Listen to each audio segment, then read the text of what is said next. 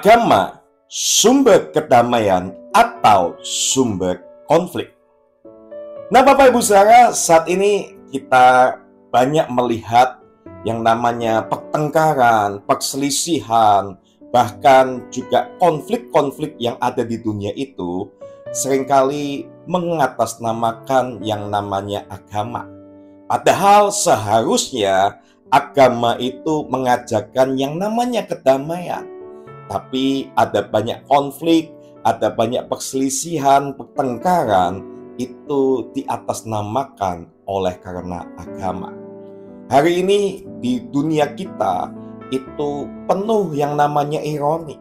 Di satu sisi agama banyak dianut di mana-mana, tempat ibadah dibangun, nama Tuhan bahkan sering disebut, tapi konflik dan kekerasan malah sering terjadi atas nama agama. Bahkan tidak jarang konflik tersebut mengatasnamakan bukan cuma nama agama, tetapi mengatasnamakan Tuhannya, Bapak Ibu Saudara. Orang saling membenci karena keyakinan dan kepercayaannya berbeda satu sama lain. Komunitas saling memusuhi satu sama lain karena merasa Tuhannya itu berbeda. Disinilah kita perlu bertanya dengan jujur, Bapak Ibu Saudara, apakah agama benar-benar menjadi sumber kedamaian atau mengajarkan kedamaian, atau justru agama adalah sumber dari konflik itu? Nah, bagaimana pandangan Alkitab menjawab realita tentang hal ini? Yang perlu kita ketahui yang pertama adalah agama bisa menjadi sumber konflik jika hanya menjadi identitas luar atau menjadi sebuah simbol saja. Yesus itu mengecam ahli-ahli Taurat dan orang-orang Farisi. Mereka orang-orang yang sangat religius secara lahiriah, secara simbolik, tetapi sebetulnya hatinya kosong secara rohani, Bapak Ibu Saudara. Makanya di dalam Matius 15 ayat 8 dikatakan, bangsa ini memuliakan aku dengan bibirnya, padahal hatinya jauh daripadaku, Bapak Ibu Saudara. Jadi ada banyak orang-orang yang merasa dirinya beragama, tetapi hatinya sebetulnya jauh daripada Tuhannya. Kalau kita tahu agama tanpa hubungan yang hidup dengan Tuhan hanya akan menjadi simbol atau label saja. Ketika label atau simbol ini dipakai untuk merasa lebih tinggi daripada yang lain, akan muncul yang namanya kesombongan rohani, dan inilah yang akan menjadi akar dari pertengkaran atau konflik itu, Bapak Ibu. Nah, kita mau lihat hari-hari ini ada banyak orang yang merasa lebih benar, merasa lebih suci, merasa lebih seakan-akan dipakai oleh Tuhannya, dan mulai menghakimi, menyingkirkan, bahkan memusuhi mereka yang berbeda pandangan atau berbeda keyakinan.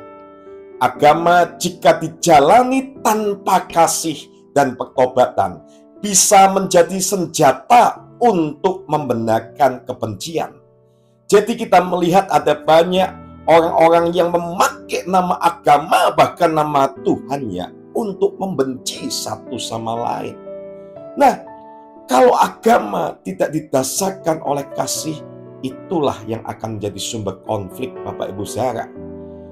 Dan yang kedua yang perlu kita tahu juga bahwa akar utama konflik adalah hati manusia yang sebenarnya, Bapak Ibu.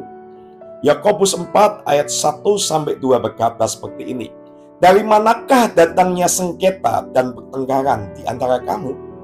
Bukankah dari hawa nafsumu yang saling berjuang dalam tubuhmu? Jadi Alkitab menekankan bahwa sumber dari pertengkaran bukan dari luar sebetulnya, tetapi dari dalam hati manusia yang penuh ambisi, penuh ego, iri hati, dengki, dan keinginan untuk lebih menguasai satu sama lain. Bapak Ibu Saudara, agama itu sebenarnya cuma sebagai alat saja, Bapak Ibu, Bila dipegang oleh orang yang sombong, ia akan menjadi alat penghancur. Tapi jika dipegang oleh orang yang rendah hati, itu akan menjadi saluran kasih dan damai. Agama itu seperti pisau. Kalau di tangan orang yang benar, pisau itu akan dipakai yang lebih berguna. Tetapi kalau di tangan orang yang salah, maka pisau itu akan dipakai untuk kejahatan dan pembunuhan. Nah, Bapak Ibu Saudara, yang perlu kita ketahui, Yesus itu membawa damai ke dalam dunia ini. Yesus datang bukan membawa agama baru, tapi menghadirkan jalan hidup yang baru. Jalan kasih, jalan pengampunan, dan jalan damai. Itulah yang dibawa oleh Yesus, Bapak Ibu Saudara. Nah, Yesus tidak membentuk yang namanya agama.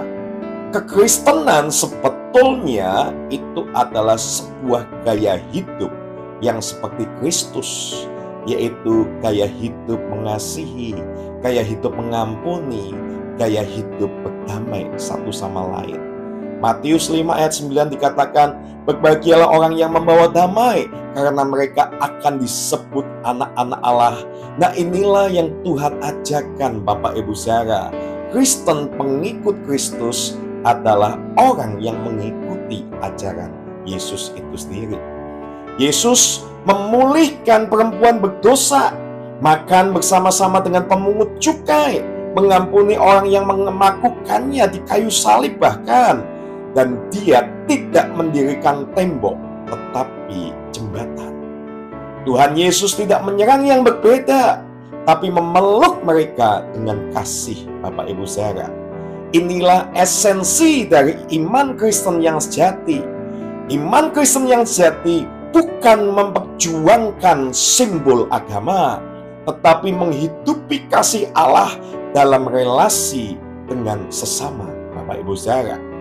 Nah, kita perlu melihat tanda agama sejati, Bapak Ibu Saudara. Tanda agama sejati itu adalah punya buah yang namanya kasih dan damai, di mana orang-orang belajar untuk lebih murni hatinya, mau berdamai, penuh dengan belas kasihan, dan juga tidak munafik. Itulah buah dari agama yang sejati. Jika hidup keagamaan kita tidak menghasilkan damai, kasih, dan kerendahan hati, maka yang kita hidupi bukan agama yang sejati, tapi agama yang sudah terdikorupsi, Bapak Ibu Saudara. Nah, Bapak Ibu Saudara, saat ini dunia itu tidak butuh tentang simbol-simbol agama. Dunia tidak membutuhkan hal itu, tetapi dunia membutuhkan manusia yang bisa hidup di dalam kasih Tuhan yang sejati, yang bisa ditularkan kepada sesamanya, Bapak Ibu Saudara. Jadi saat ini kita jangan hanya membawa simbol-simbol agama, tetapi bawalah kasih Tuhan itu yang ada dalam hidup kita. Tuhan yang mengajarkan kita untuk penuh kasih, lemah lembut, membawa damai di tengah dunia yang luka itu. Itulah yang harus kita aplikasikan dalam kehidupan ini, Bapak Ibu Saudara. Agama sejati bukan yang membuat kita merasa lebih suci, tapi yang membuat kita lebih rendah hati. Mari kita bukan hanya menjadi penganut sebuah agama, tetapi kita harus menjadi orang yang membawa damai itu dan kasih kepada sesama kita, Bapak Ibu Saudara. Mari kita mau sama-sama berdoa.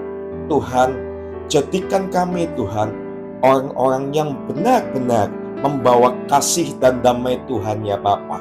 Karena Tuhan, orang akan melihat Tuhan kepada hidup kami. Bukan simbol-simbol agama yang dunia butuhkan, tetapi yang mereka butuhkan adalah kasih dan damai itu dalam hidup kami, ya Bapa.